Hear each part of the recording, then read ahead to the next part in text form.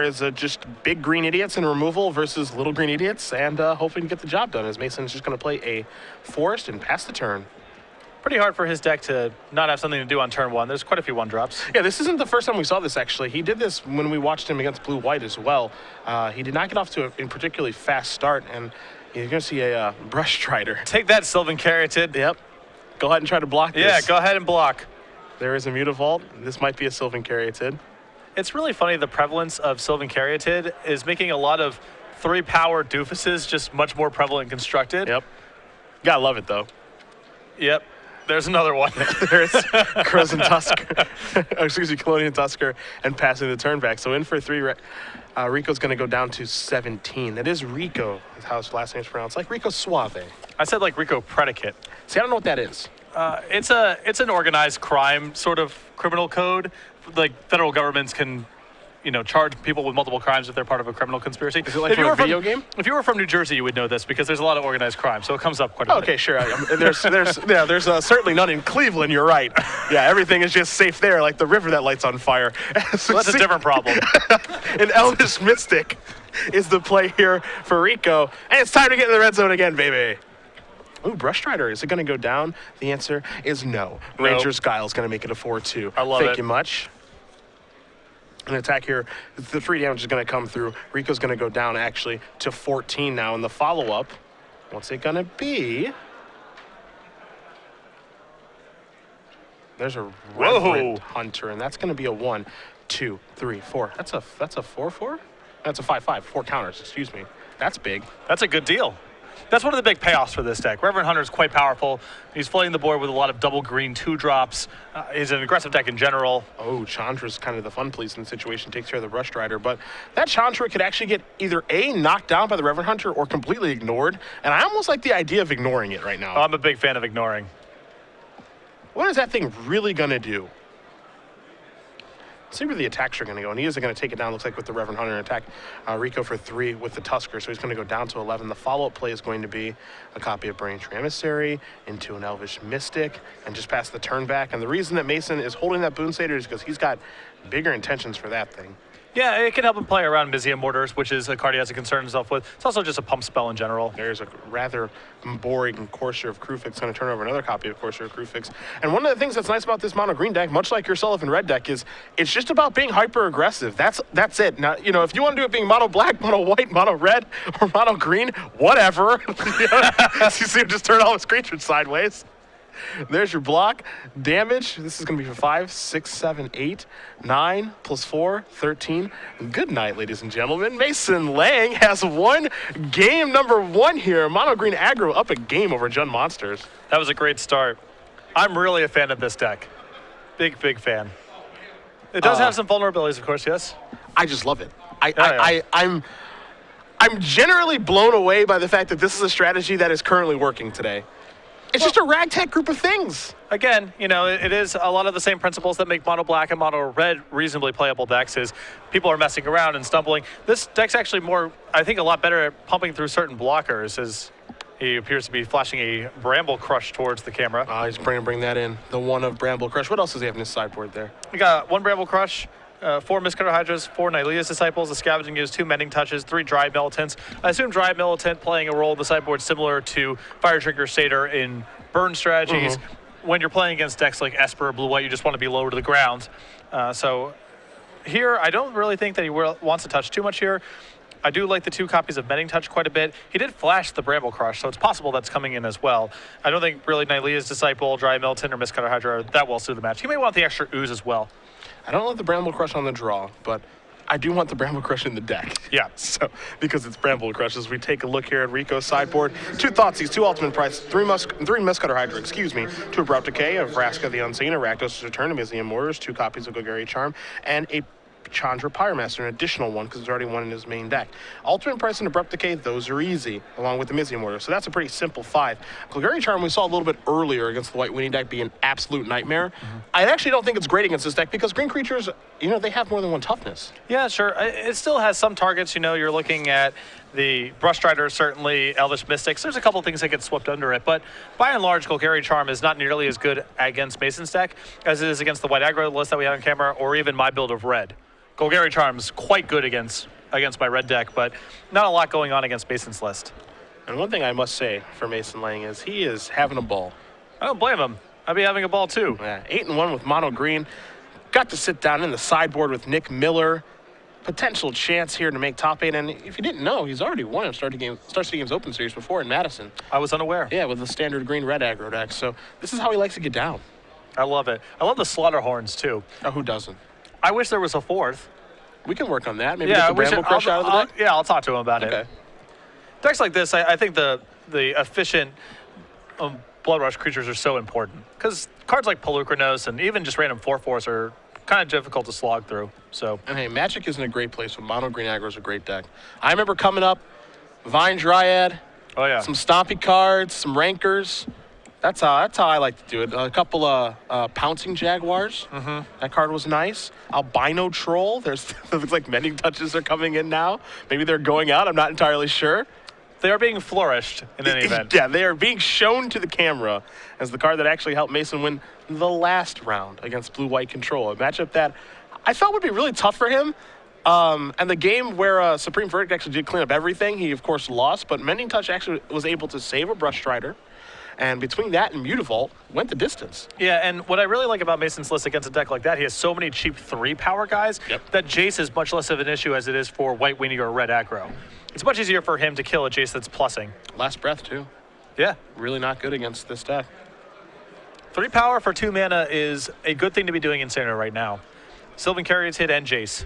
And just generally being aggressive as well. I generally enjoy, as you mentioned, when we saw Sylvan Carrier to get played, that, yeah, you just get to just rum sack right through that. Just nice card, attack for 3. Look at what I'm doing to you right now. Brush Strider is furious. Yeah. In for 3 we go. Let me know you want a chump block.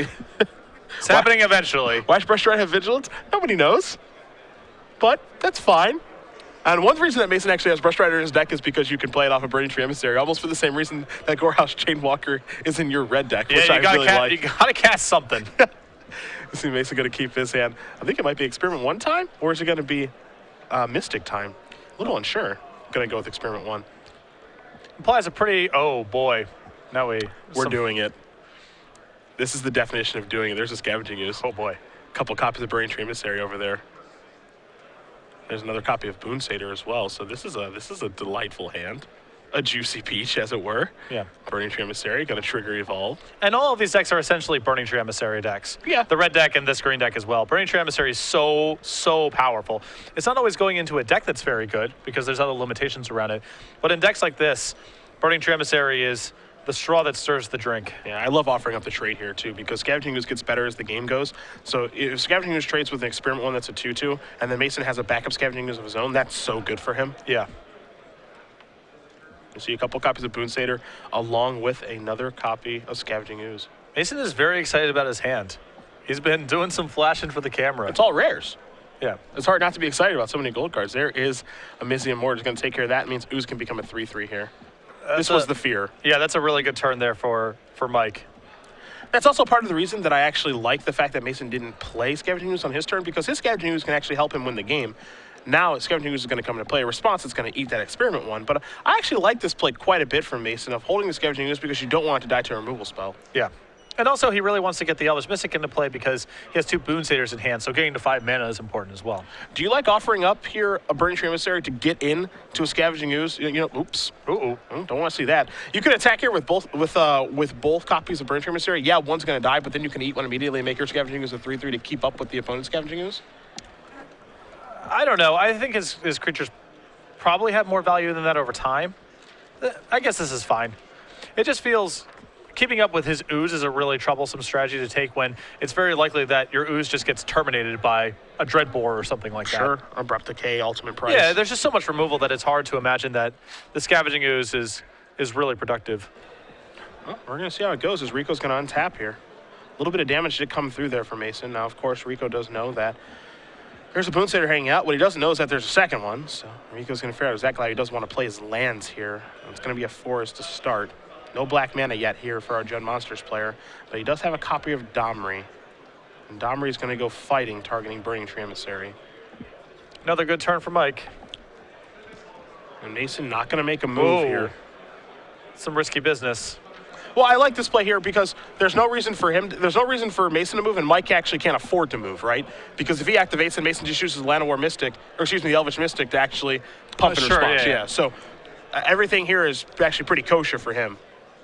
As Lange is just going to pass the turn back. Scavenging Ooze is going to attempt to eat, and Lange is going to say, I don't think so. So now his Scavenging Ooze is actually ahead, which is, I think, where he wants to be. This is why I like the Burning Tree Emissary attack, because even though you're throwing away your creature, this is okay, because your Ooze is actually bigger. Now, if Rekow draws black mana, things probably get a little more hairy, but he doesn't have it yet. Yeah, I guess in the world where Mike is missing black mana, Mason's play is quite good. But you can't, when he made that attack, you can't be certain that there's no Blood Crypt or Overgrown Tune in Mike's hand. It's certainly possible. That's definitely true. Here's a Courser. Top card, Stomping Ground, still no black. That's going to come into play tapped. Rico's going to go up to 16. See what the top card here is now.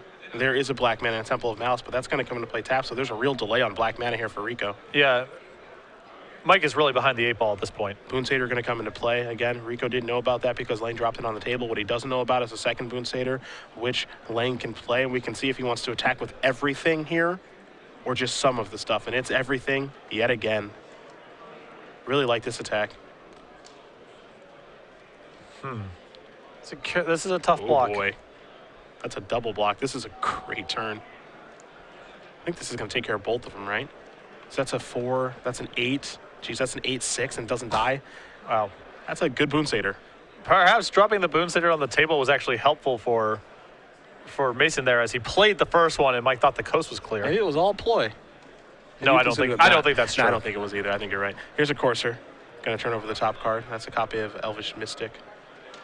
The Temple of Malice is going to come into play. Going to trigger the Scry and the life gain. Resolve the life gain first. Scry is going to resolve second. And down that goes. Top card is a Sylvan Caryatid.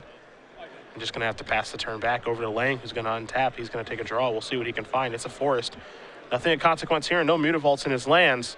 So all he can do is really just consider attacking with everything. He's going to take a look at the graveyard really quickly here, rub his hands together, and time to get the dirty work done. Oh, I like attacking with everything here. Mike almost certainly can't afford to block Elvish Mystic. Yeah, I love it. And he's going to come in the red zone with everything again. There's some creatures in that graveyard, so Scavenging Ooze can certainly grow. There's your trade. We're going to get a couple activations. You're going to see an attack here for 4, 8, 9, 10, 11 points of damage. These two creatures are going to trade. Jiminy. I can't believe my eyes. I couldn't believe it last round either, but I really can't believe it now. I would have thought that Jump Monsters had a reasonable matchup here. That's what I would think, too. You have Palicronos and a lot of removal spells, and Mason is just sawing through them right now. Yeah, this is incredible. Reaper of the Wilds is typically a brick wall, but one thing about Mason's deck is that it's frighteningly consistent in what it does. It's going to do the same thing every game. Now, if you can beat it, if you can beat what it's doing, that's fine. But, you can't really afford to fumble and stumble around as Rico's going to draw a card.